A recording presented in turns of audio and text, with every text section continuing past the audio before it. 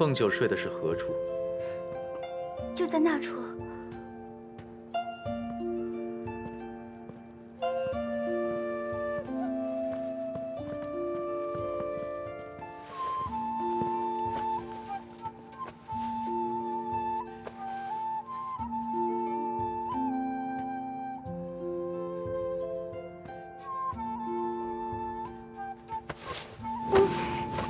东皇，东皇。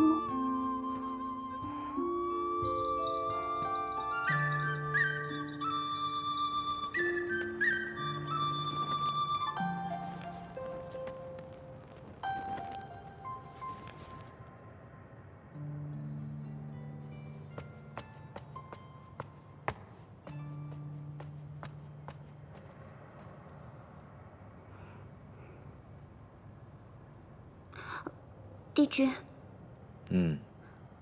帝君可是昨日把我抱回宫中的。不错。那可是帝君昨日给我灌了2碗醒神汤。不，是3碗。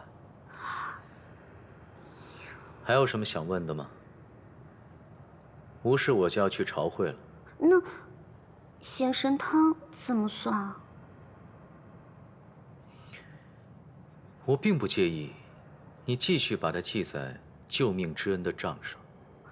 啊？怎么，不想还了？不，也无妨，区区几碗醒神汤，也不算什么大事。不，醒神汤也是要还的，我不能破坏了青丘的规矩，也不能丢了姑姑的脸。看来。 你姑姑教你教的不错。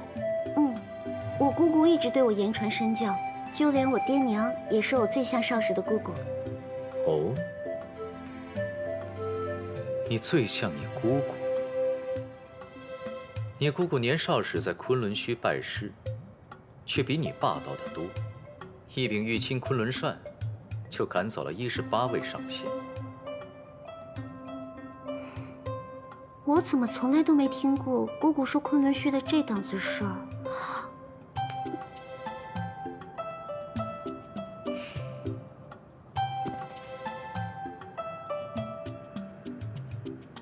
你在天宫，司命可对你说过，东华帝君是个什么样的人？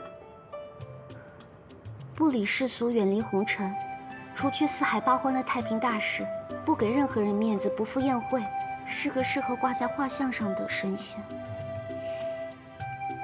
所以不必担心我会知道此事。我是个极少与人说闲话的神仙。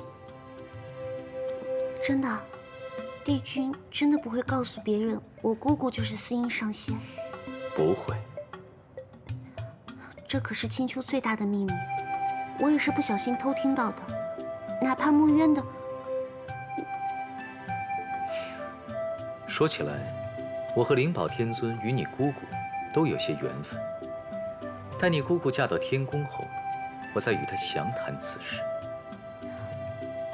帝君不是答应过我，不跟外人讲吗？你姑姑是外人吗？不是。那我去朝会了。是。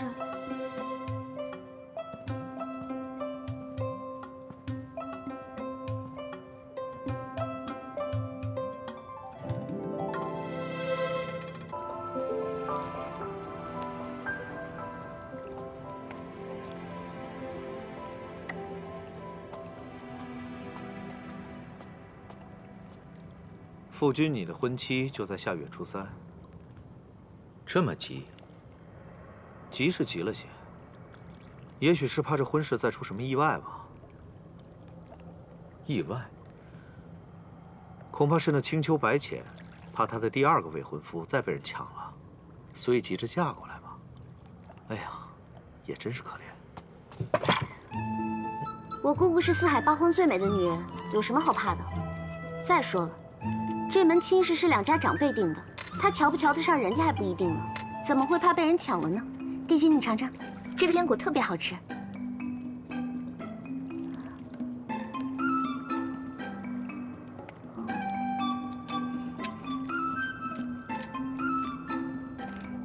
叫我好好招待你。哦，小殿下，你可是帮了我。这局我本来输定了，可现在倒是好啊。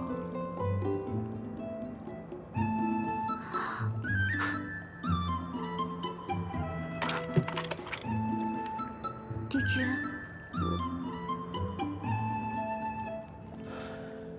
青丘对下个月初3迎亲有什么答复？还没回信儿呢。哦，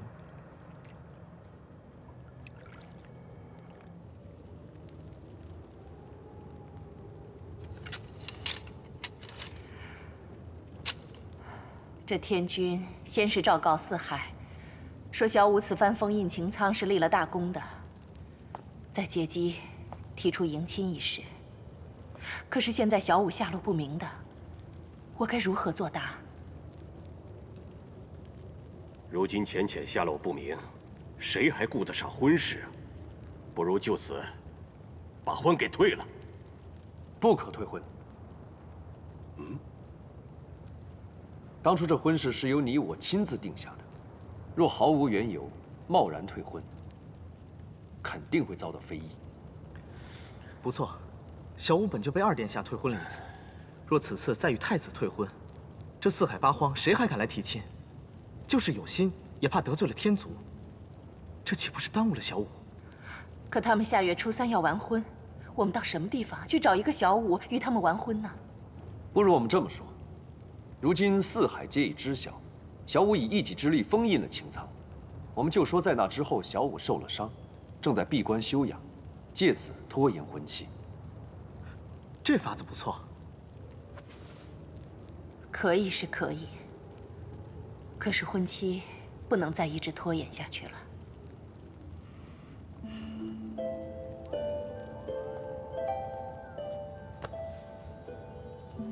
当初我飞升上神，也曾沉睡1000年。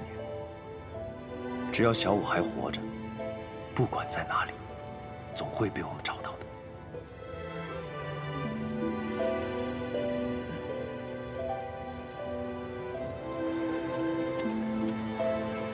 夜华，那公主一路随着你我从水晶宫到这儿，晚上不会还随我们就寝吧？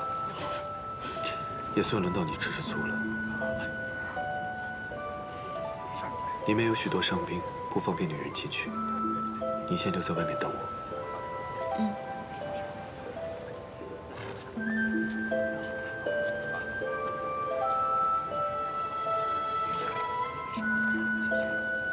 这位小公子，请问华叶公子可否婚配？据我所知，他家中已有妻室。啊，那是一个什么样的人呢？是个凡人。凡人？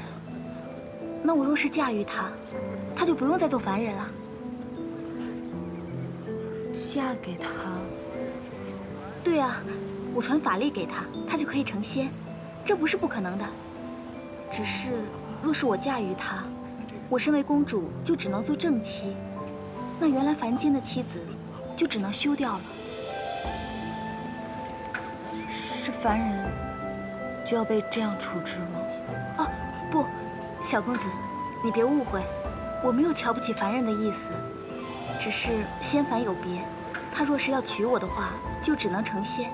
如果成仙了，就不能与原来的凡人在一起了，因为这是我们的规矩。